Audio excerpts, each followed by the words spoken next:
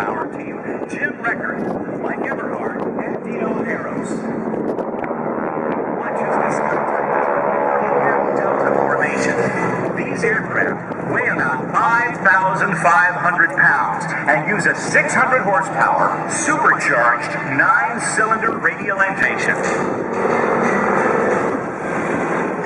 After clearing the air, attacking enemy targets on the ground uses spotter.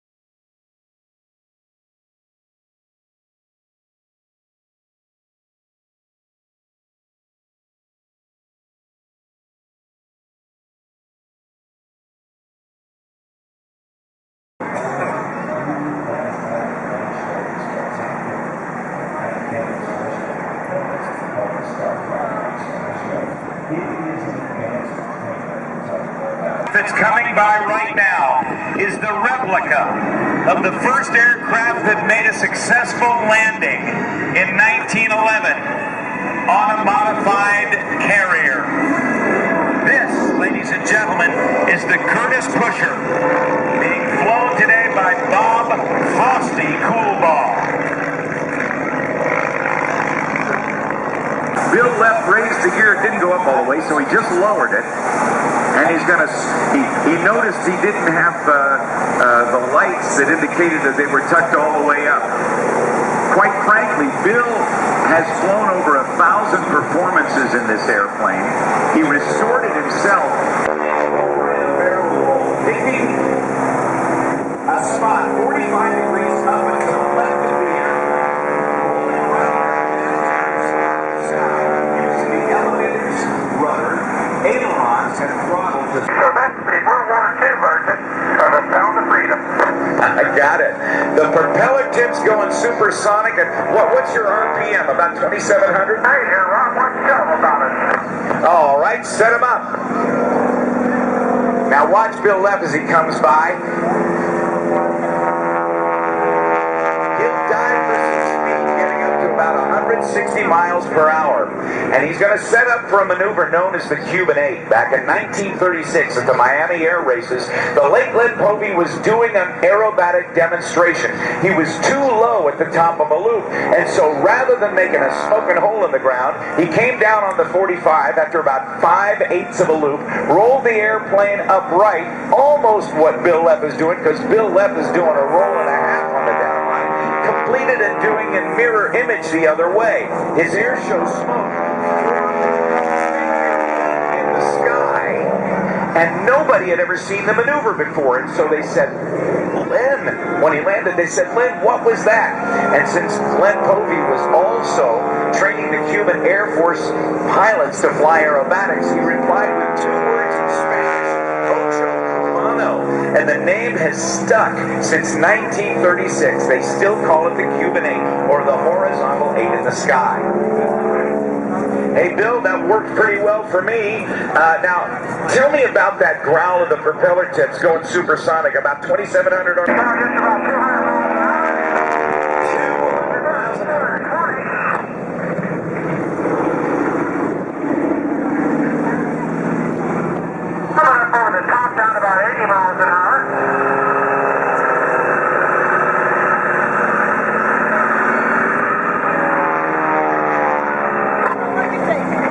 There you go. There's the Barnstormers loop. That worked perfectly, my friend.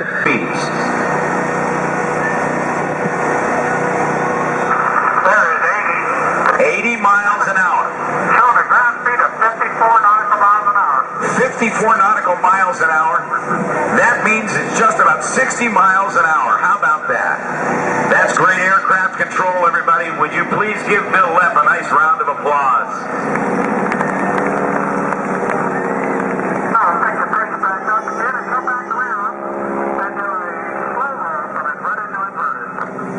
That sounds great. 76 years young. Now watch the demonstration he's putting on for you as he sets up for a loop with a roll on top. This extra 300 is capable of plus or minus 10 times the force of gravity, and he'll be experiencing about 7 times the force of gravity in his routine. Right there, 4, 4.5, or 5 G's in the pull. So we've seen the Barnstormer loop. This time, we go right in to a square loop. He pushes on the stick to maintain his altitude. Watch him pull on the stick now for another 90-degree cut, straight toward the ground. Comes through about 500 feet, he'll pull hard, and there's 7 G's as he flattens it off. Jan Calmer, former chairman of the board of the DFW, Dallas-Fort Worth International Airport, and a great businessman who in his Navy flight career, after he got his wings of gold at NAS Corpus Christi in January of 1956, he flew the F-9 F-2 Panther. Now watch, I'm going to back the music off. Watch the smoke to go away. He'll come off the power. This is called a tail slide. Oh, how do you like that? Watch for the smoke. The power will come back on. There you go. Give it up for Jan Calmer. Rolling the airplane continually to the left. He'll hang it on the prop. He's backing up. He's going backwards 30 miles, 40, 50 miles an hour backwards. Watch him to swap ends. That, ladies and gentlemen, is called the torque roll. That is great flying. Again, Jan Calmer got his naval flight training right here at NAS Pensacola. He's going to go off to the right and reposition now as he sets up for a maneuver that is known as the Lumshabak. Now watch him run out of airspeed. He'll pull hard on the stick with almost 0 airspeed, come almost straight down a quick half roll. He'll set up for a tumbling maneuver using the gyroscopic power of the engine, 300 horsepower and propeller, and tumble the aircraft. Now watch him. There it is. Oh, bring it around, Jan. That's the Lumshabak, a Czech word that loosely means walking with an inebriated gait. Comes back in with a power. Now he's going to take you back to World War I and a maneuver invented by a German Luftwaffe pilot, a German ace by the name of Max Immelmann. And Max Immelmann actually created this as an evasive maneuver. It's a half a loop and a half a roll. But Jan Calmer is going to do this in this extra 300, a German-built aircraft designed and built by Walter Extra. He's going to do not one Immelmann, watch for the half a roll. That's half a loop, half a roll. Going to get his energy going. He's going to go for 2 and possibly even 3. Oh, look at this beautiful blue sky. There's 2. Watch for the half a roll. He's rolling carefully as he goes for more, going for more. See if he can make it up with the triple Immelmann. He did it, everybody. Give him a big round of applause. That's Jan Calmer.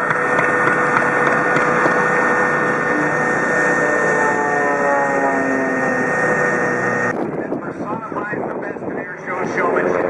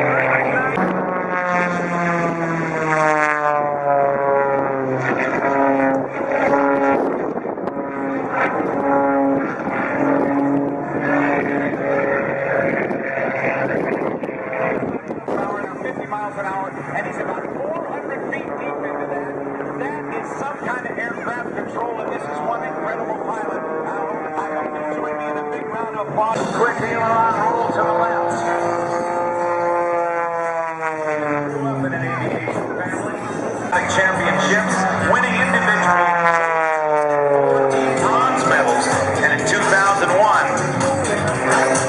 10 years ago, David won the United States National Aerobatic Championship.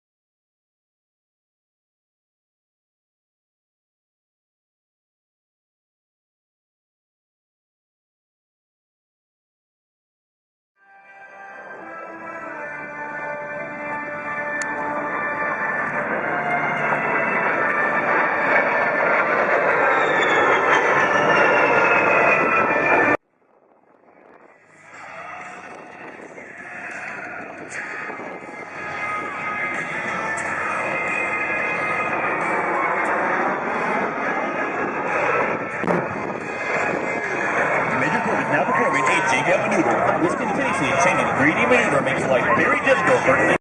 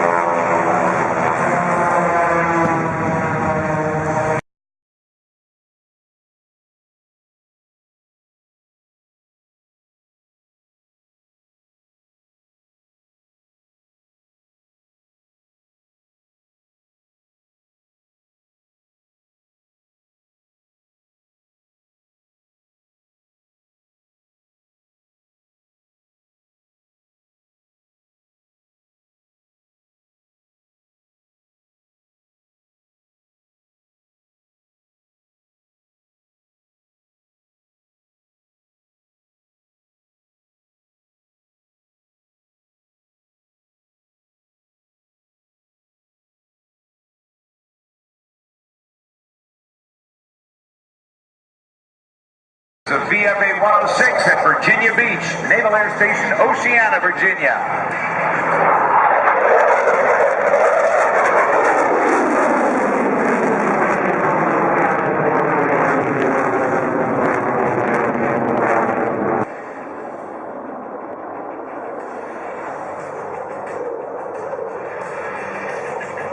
Now as the aircraft approaches from the left, they'll set up for what is known as the minimum radius turn.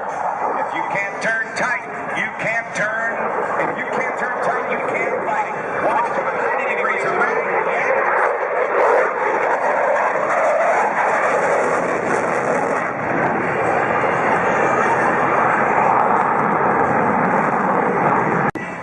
Roger that. Coming around the corner here, looking at point 8 there, 650. Coming through 700 miles an hour, 7.93. 750, 750.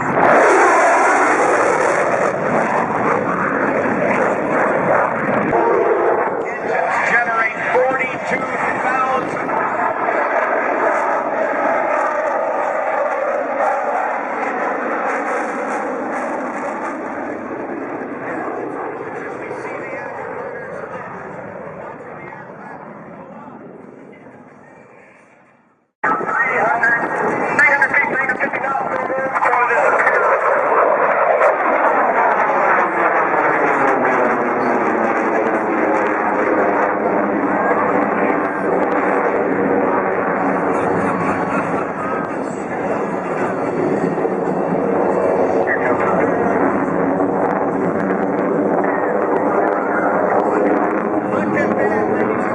Now turn it on a dime and give you 9 cents change.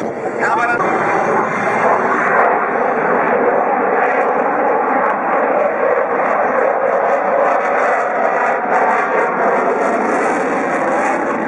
Today, route 95 knots across the grip.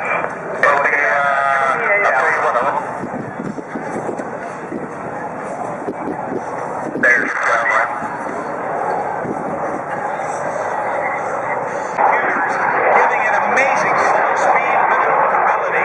Hey, let me know when you're going to put the burners in there, Tool. Get going.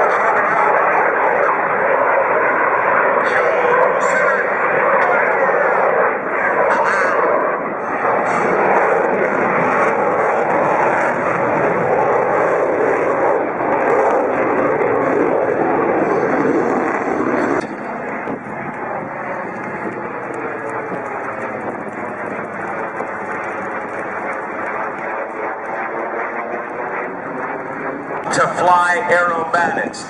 Why on earth, Chuck Aaron, would you want to fly aerobatics in a helicopter? Because I'm the only one doing it, that's why. Well, who talked you into it? Well, Red Bull did actually did it with a challenge. Oh, so Red Bull, they're into extreme sports. They wanted to see if you could do something with a helicopter that nobody else could do. That's exactly right. Helicopters are not supposed to roll. They're not supposed to loop. They're not supposed to slide. They're not supposed to do what you do. There's too much going on. What on earth gave you the idea that you could actually make this happen in a helicopter? Well, the boss asked me if I could do an air magnet helicopter. I go, no, you can't do that. Okay, you're going to run a while if I had this helicopter in my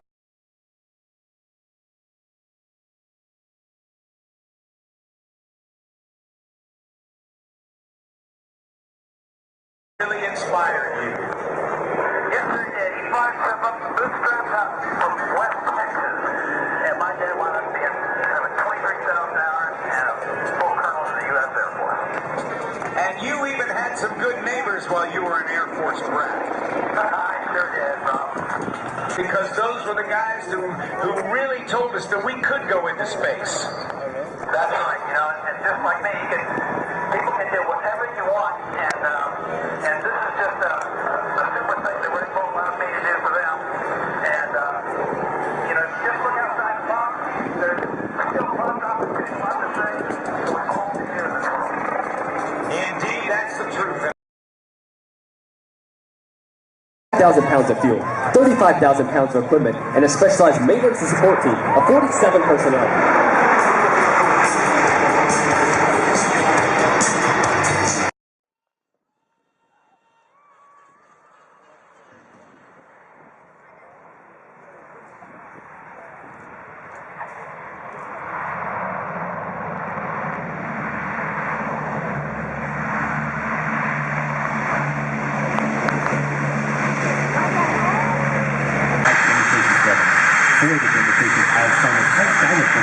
but 2 false soldiers from 19 Colts to the service.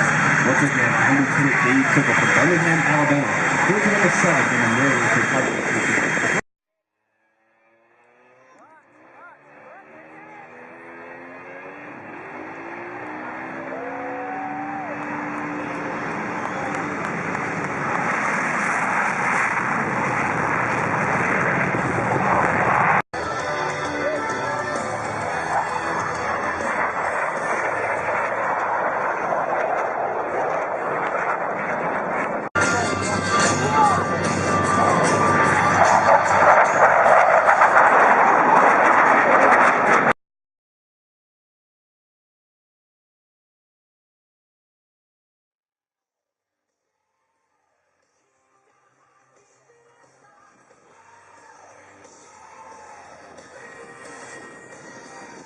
As the Diamond pilots pull into the vertical, they will experience 4 types of missile damage from the police leaving the neighborhood.